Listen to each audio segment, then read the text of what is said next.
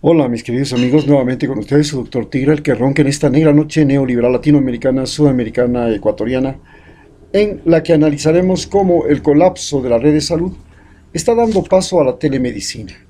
Ya saben, un médico que ha trabajado en la Amazonía, los Andes y la costa del Ecuador y que dice saber más por viejo que por diablo.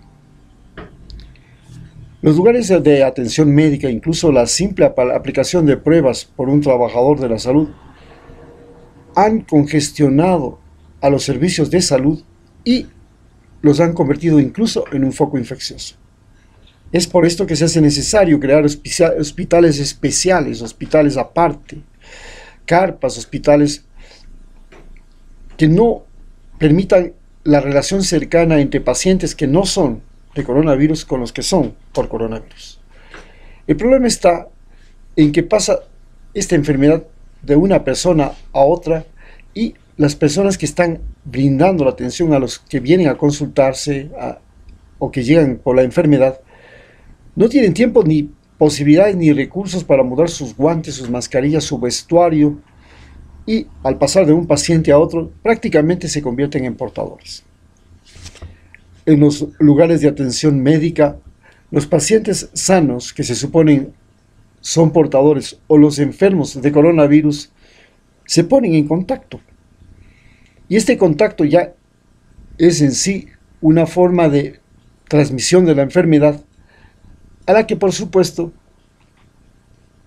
están expuestos inclusive el mismo personal de salud que, como vemos, en España ha producido una cantidad enorme de muertos entre los médicos, lo mismo que en Italia, aún más, ya en Ecuador, en los mismos Estados Unidos. Es decir, si el médico se enfermó y luego vio a otro paciente, ya de por sí él se convirtió en un transmisor de la enfermedad.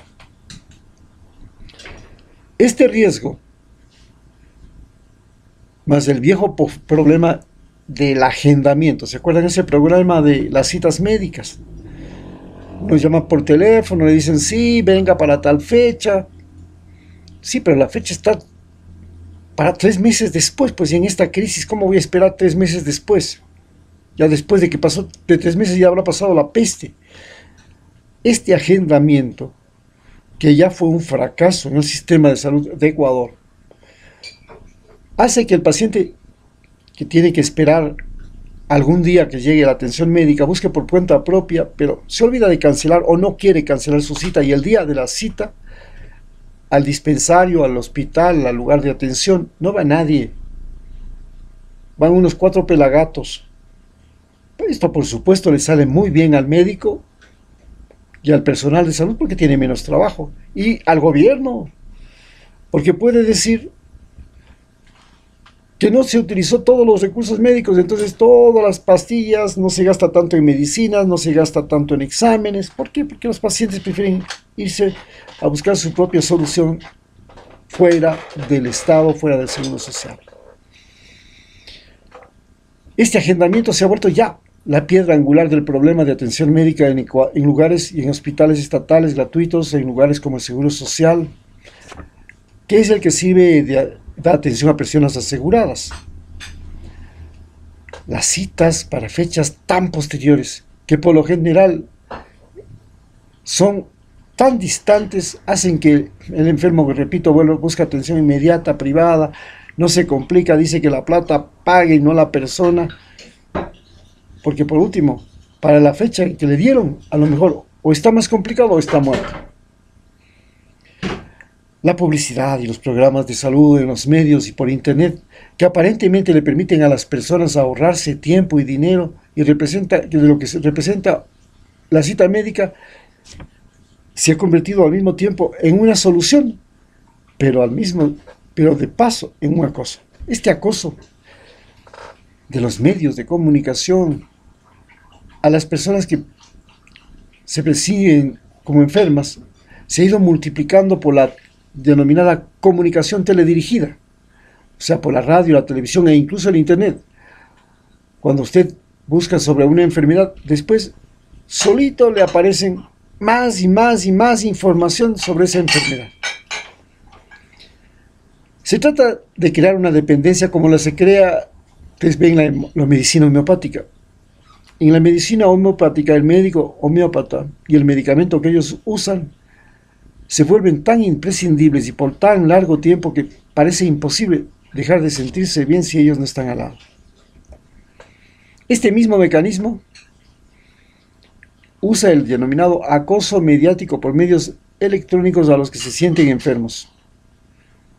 Los hacen sentir mal y para sentirse bien tienen que escuchar, como la persona que peca todos los días, pero para sentirse bien tiene que oír la misa al sacerdote,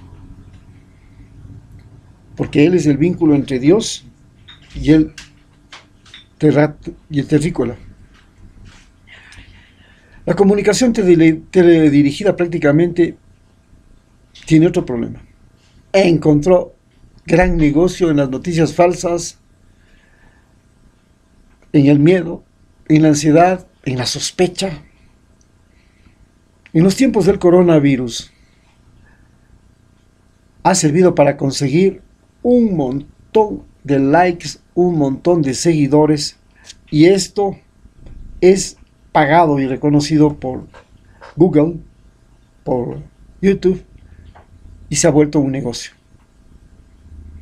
Así pues, la sugestión y la autosugestión ahora han pasado a ser la primera causa de muerte, y se ha puesto en relieve esta situación en esta pandemia. El problema se ha hecho más grande porque la medicina norteamericana, que se convirtió en un negocio gigantesco, el más grande negocio del mundo, después de la guerra, inclusive supera el negocio de las drogas, es en parte lícito y en parte ilícito. Y así se venía practicando desde hace décadas. Este modelo, creado y que practicamos en las universidades, por ejemplo en la provincia de Esmeraldas, hacía que los médicos, en especial los cirujanos, obtenían mucho más ganancias que del mal salario que les pagaba el Ministerio de Salud o el Seguro Social Campesino, engañándoles a los pacientes, incluso haciendo ilegalidades. Por ejemplo, los abortos, que son una de las prácticas cotidianas de los ginecobstetras, es ilegal en Ecuador, pero se hace con cualquier excusa. Que el paciente ya venía en labor de parto prematuro, etcétera, etcétera, cualquier justificación. Otra de las cosas es el recetar medicinas, el hacerse o recetar exámenes innecesarios o que tenían que hacerse y comprar en laboratorios del amigo, en la propia farmacia que estaba al frente del hospital, en fin. Es que hay un juego de referencia y contrarreferencia entre los médicos. Un médico gana dinero por mandar al paciente a una farmacia o a un laboratorio, y si no gana dinero, gana pacientes, porque el laboratorio a su vez o la farmacia le refiere a él pacientes. Es un juego de toma y daca. Por ejemplo, en muchos casos, el boticario usa al doctor para sacar medicina que están a punto de claudicar, le llama: doctor, necesito que ayúdeme, tengo y el médico le hace el favor y le ayuda a sacar. Pero esta práctica no es solamente en la medicina privada, es más común en el Ministerio de Salud y en el IES. Los médicos ahí se ven presionados a sacar medicamentos a punto de caducar, aunque los pacientes no necesiten. O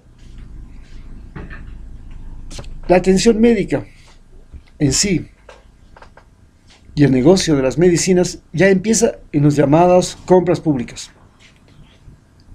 Allí los laboratorios farmacéuticos, las empresas farmacéuticas consiguen vender enormes cantidades de medicamentos al seguro o al Estado, al Seguro Social. Y allí hay un juego de ganancias enorme, que pueden ser muy bien camufladas, para lo cual son muy útiles los directores de salud, los directores de los hospitales, las administraciones provinciales, estatales o los ministros. Muchas de estas medicinas que se podrían usar en casos de emergencia, cuando no hay emergencia, son innecesarias. Pero se resulta que cuando hay la emergencia, en cambio, falta. el no devolver algunas medicinas, por ejemplo, a tiempo en las instituciones públicas de salud, se debe en muchos casos a que se tienen situaciones extraordinarias. Digamos, lo que pasó con la peste del dengue, de la influenza estacional, o a veces ciclos de presencia de parásitos por el invierno. Pero estas situaciones no se presentan todos los días, o no pueden presentarse, y las medicinas que se usan para eso pueden caducar. El problema es que cuando se presentan y uno, para que no caduquen, se deshizo de ellas, resulta que faltan. Y en ese caso la situación es peor. Claro, el médico no le descuentan al médico, porque es otro problema. Al médico le descuentan si no devolvió a tiempo las medicinas. Entonces él descuenta las envía y se deshace del problema lo más antes posible. Pero cuando llega la peste y no tiene medicinas, Ave María Purísima. En Estados Unidos, por ejemplo, la receta médica se volvió la principal causa de muerte y de adicción. Esto sucedió porque personas inescrupulosas crearon las llamadas clínicas del dolor, donde se recetan opiáceos. Hoy, el comercio de los opiáceos es el mayor negocio de las farmacéuticas. Las medicinas como el oxicodín, el fentanilo, el tramadol se han convertido en la principal causa de muerte en tiempos que no son de pandemia en ese país. El mecanismo para venderlas va desde redes de farmacias que venden sin prescripción o con prescripciones falsas, hasta las llamadas clínicas del dolor, que son una enorme red que se extiende por todos los Estados Unidos y por todo el mundo, hasta en Ecuador.